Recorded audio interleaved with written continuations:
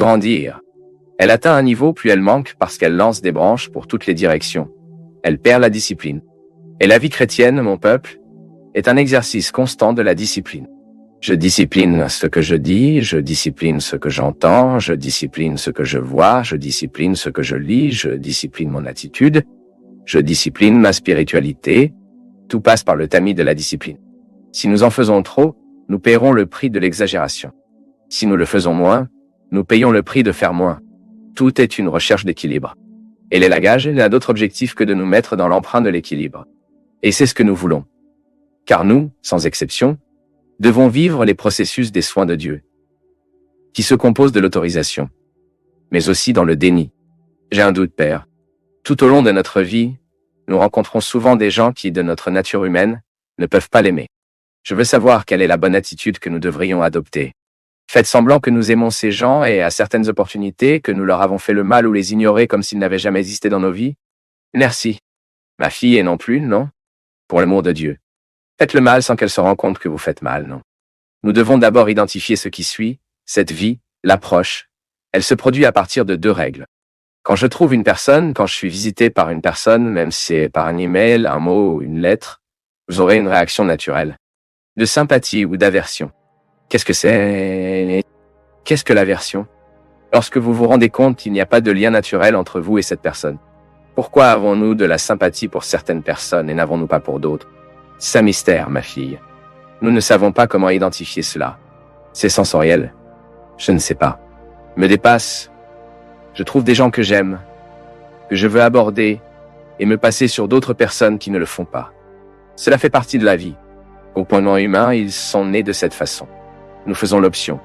Ami que vous choisissez est différent de la sympathie que vous avez pour cause de la parenté spirituelle. J'aime dire que je pense que lorsque nous aimons quelqu'un, même si vous n'avez aucune raison à cela, vous aimez naturellement cette personne, vous aimez l'entendre, vous aimez être avec elle. Maintenant, il se peut que ce ne soit pas réciproque, alors soyez prudents, car parfois vous insistez sur une parenté qui n'a que de votre côté. Je le répète, l'amitié est un choix. Vous choisissez vos amis. Pas de parents, par exemple. Vous n'avez pas choisi votre frère. Vous n'avez pas choisi votre mère. Vous n'avez pas choisi votre père. Seulement à l'intérieur de notre maison, nous devons vivre. Nous devons donc rechercher des ressources pour nous aider à surmonter cette antipathie naturelle. Pourquoi? Parce qu'il est mon frère? C'est ma mère, c'est mon père. Et si je n'ai pas un mouvement naturel d'amour et d'affection pour cette personne, à cause de ma situation, à cause de ma proximité, je devrais chercher à contourner et à demander à Dieu la grâce par la prière, par une posture aimante que vous prenez, d'un plus grand soin que vous aurez avec cette relation plus difficile. Mon peuple, c'est drôle, non? Parce que parfois nous pensons qu'il n'existe pas, mais il n'existe pas. Parfois, la mère a cela avec son fils. Parfois, la mère, autant qu'elle dit non, elle a un mouvement plus naturel par rapport à un enfant qu'autre. C'est donc là que viennent les soins. La mère n'a pas le droit de retarder un enfant. Ce sont des enfants et vous devrez en quelque sorte répondre aux besoins d'amour que ces enfants ont. Maintenant, vous devrez y vivre ce conflit intérieur. Comment vous gérerez vos préférences? Je ne suis pas là pour dire qu'il y a ou il n'y a pas de préférence. Je suis ici pour refléter que lorsque j'identifie que je préfère naturellement quelqu'un à l'intérieur de ma maison, je dois faire attention que cette préférence que j'ai pour cette personne n'annule ni nuire à ma capacité à aimer les autres. Alors d'accord, vos amis que vous choisissez, vous serez guidés par ces règles d'antipathie et de sympathie. D'accord, père, mais qu'en est-il de mon travail? Je n'ai aucun moyen de choisir les gens qui étaient dans la même pièce que moi. La règle s'applique à la même situation. La règle doit valoir. J'ai besoin de réduire ce stress qui me cause. Les gars, vivre avec aversion provoque un sacré stress en nous. Vous savez très bien de quoi je parle. Vous savez à quel point il est difficile de devoir faire face à une personne que vous n'avalez pas. Il semble que tout ce dont elle parle, il semble que la façon dont elle obtient vous dérange. Ce sont des situations humaines que nous n'avons souvent aucun contrôle. Je suis particulièrement, je reconnais en moi-même, qui s'éloigne souvent des gens. Ma fille, qui me règle, me charge. Je fais ça les uns avec les autres, et je ne tolère pas de me le faire. Je pense que tout est naturel.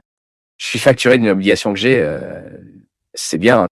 Maintenant, étant accusé d'affection, en étant inculpé, que je fais ma confession, c'est mon défaut. Ça l'est. Je n'ai aucune facilité avec lesquels des gens comme ça. J'aime les relations naturelles, où il n'y a pas de barre et il n'y a pas d'exagération. Je suis comme ça. Je suis né de cette façon, j'ai grandi et j'approche naturellement de ceux qui me traitent comme ça. D'accord? C'est ma façon d'être là. C'est ma difficulté. Vous devez maintenant savoir ce que sont les vôtres, ce qui vous rapproche et ce qui vous pousse. Et découvrez dans cet environnement de travail ce que vous devez faire pour que vous diminuiez cette difficulté et que vous commencez à établir des liens, que vous devez travailler avec cette personne. Et ensuite, la règle de survie qui ne passe pas par le mensonge, voyez-vous? Je pense que c'est même naturel et je pense que ce serait très intéressant. Vous avez le courage de dire, de vous asseoir avec cette personne et de parler comme ça. Eh bien, vous avez peut-être réalisé que nous avons des difficultés relationnelles, non? Que pouvons-nous faire pour s'entraider? Parce qu'il est naturel qu'il y ait parfois des difficultés. Et quand nous avons cette clarté, lorsque nous avons cette facilité de clarification de ces aspects, nous faisons déjà un pas vers le coup. Parce que parfois nous faisons une erreur, c'est parce que les autres erreurs avec nous et que nous faisons des erreurs avec l'autre, c'est parce que nous n'avons toujours pas pu le clarifier. Il est drôle que nous pensons parfois que les soins de Dieu dans nos vies se manifesteront tout le temps sur les portes ouvertes. Mais nous constatons que prendre soin n'est pas seulement d'ouvrir les portes. Prendre soin de fermer les portes. Que quand une porte se ferme, d'autres s'ouvrent. Mais la sagesse doit être recherchée pour identifier qu'à la porte de clôture, il y a aussi un soin que Dieu exprime. Et que nous ne pouvons pas toujours comprendre, non? Peut-être avons-nous été informés de penser et de croire que les soins de Dieu se manifesteront tout le temps dans ce qu'il nous favorise. Apparemment, non. Combien de fois dans la vie une porte à huis clos signifie-t-elle une opportunité de croissance? Et même si vous aimez et que vous soyez aimé, c'est tout le temps pour fixer des limites, ouvrir les portes, mais aussi pour fermer les portes. L'amour du père et de la mère s'exprime dans oui, les opportunités que nous permettons aux enfants, dans ce que nous délibérons, dans ce que nous offrons. Mais l'amour est également exprimé dans ce que nous avons nié. Surtout lorsque vous constatez que le mot ne le fait pas, lorsqu'il est utilisé correctement, il aide à fixer les limites nécessaires à la construction du caractère. Nous ne pourrons jamais avoir des enfants éduqués, avec un bon caractère, si nous ne disons pas à beaucoup de questions. Lorsque vous réalisez que votre enfant ne fait pas il est préparé pour ce cadeau. Lorsque votre fils n'est pas préparé à cette situation, pour ce voyage, pour ce moment de solitude. Lorsque son fils commence à affirmer qu'il veut voyager seul, il veut faire seul. Lorsque vous vous rendez compte qu'il n'est pas préparé à ce moment et que vous lui dites « non », même s'il ne comprend pas. Ce n'est pas important pour construire le caractère de l'enfant. C'est prendre soin, non? Peut-être que parce que nous vivons un moment de grande liberté de nos jours, nous avons identifié cela pour prendre soin de le permettre? Non. La prise en charge ne permet pas non plus. Et c'est dans ce bel équilibre que nous découvrons l'expérience des soins en tant que fructueux. Et c'est intéressant parce que, en ce qui concerne la religion, ce lieu humain où nous nous mettons devant Dieu et avec lui, nous établissons une relation. Mais la providence de Dieu n'est pas seulement la permission. Il y a un certain nombre de réalités qu'il nous refusera, qui sont importantes pour nous. Il se peut que nous ne comprenions pas le déni aujourd'hui, mais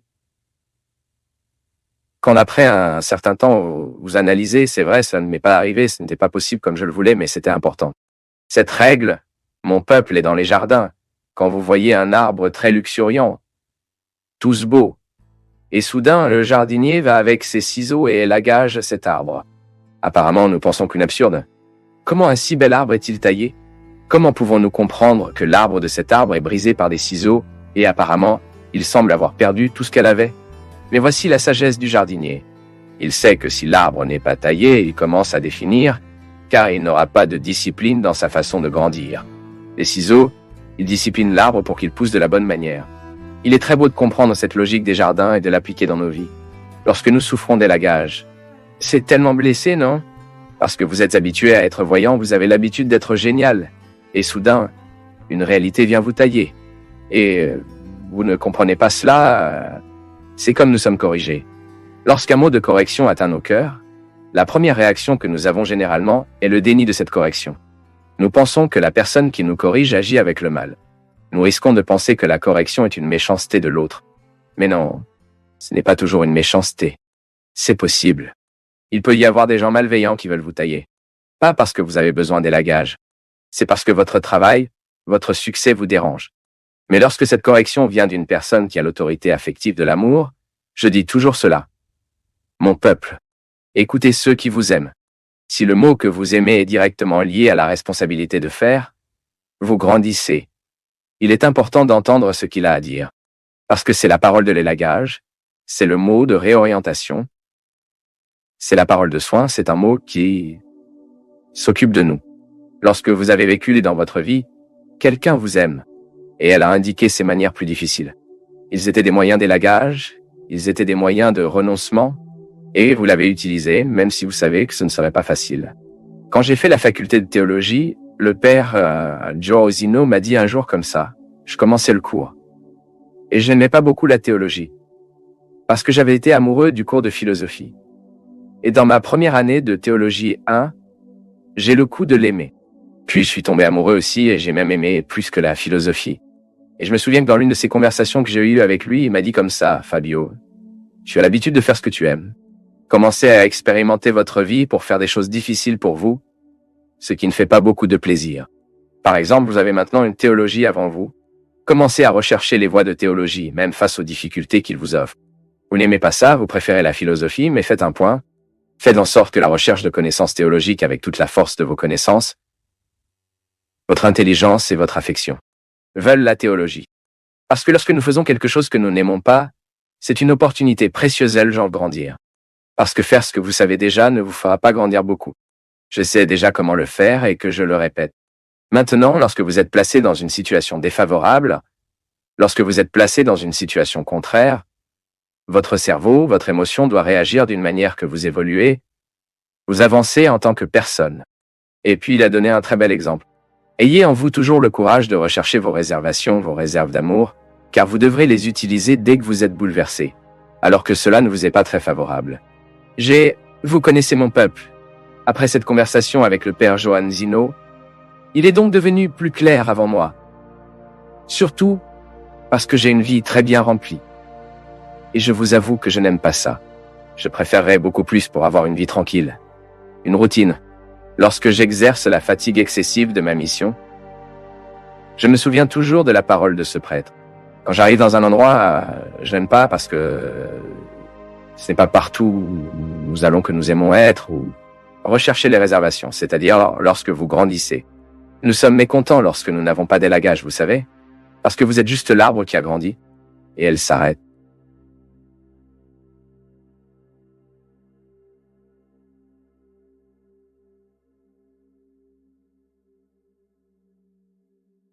Nous du Path of Faith sommes heureux d'être avec vous en ce moment.